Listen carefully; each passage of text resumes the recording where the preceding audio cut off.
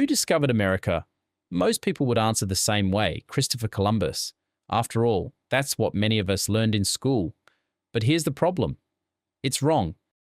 Nearly 500 years before Columbus crossed the Atlantic, another group of explorers had already reached North America. They weren't Spanish, they weren't Portuguese, they were Vikings. So, how did a group of fearless Norse sailors cross one of the world's most dangerous oceans with nothing but wooden ships? And why did almost nobody remember it for centuries? Let's find out. To understand this story, we first need to understand the Vikings. The Vikings were Scandinavian seafarers from modern-day Norway, Denmark, and Sweden. From around the late 8th century, they became famous for their raids across Europe. But they weren't just warriors. They were also incredible sailors, traders, and explorers. Their longships were fast, lightweight, and perfectly designed for crossing both rivers and open seas. Unlike many civilizations of the time, the Vikings constantly searched for new lands.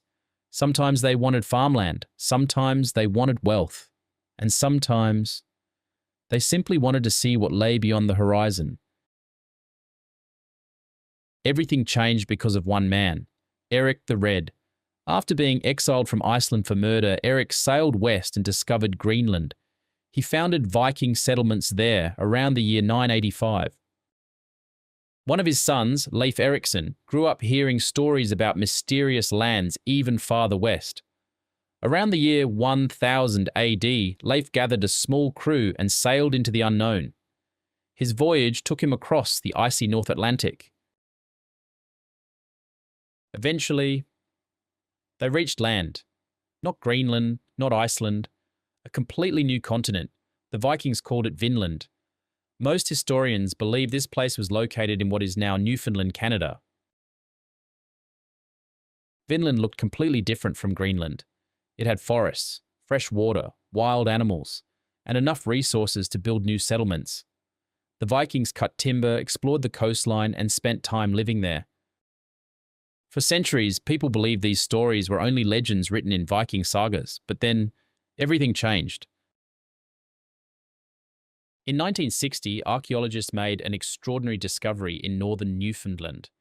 They uncovered the remains of a Viking settlement. The site contained Norse-style buildings, ironworking evidence, boat repair workshops, and artifacts that matched Viking culture. The site became known as L'Anse aux Meadows. Today, it's widely accepted by historians as the earliest known European settlement in North America. This discovery proved that the Viking sagas weren't just myths, they were based on real history. If the Vikings reached America first, why didn't they build an empire there? The answer is surprisingly simple: distance. The journey between Greenland and Vinland was long and dangerous. The settlements were small and isolated. The Vikings also encountered indigenous peoples, whom the Norse sagas called the Skraelings. These encounters sometimes involved trade, but they also led to conflict. Without enough people or supplies, maintaining a permanent colony became almost impossible. Eventually, the Vikings abandoned Vinland and returned home. If Vikings discovered North America centuries earlier, why do most people remember Columbus instead? Because Columbus's voyage in 1492 permanently connected Europe and the Americas.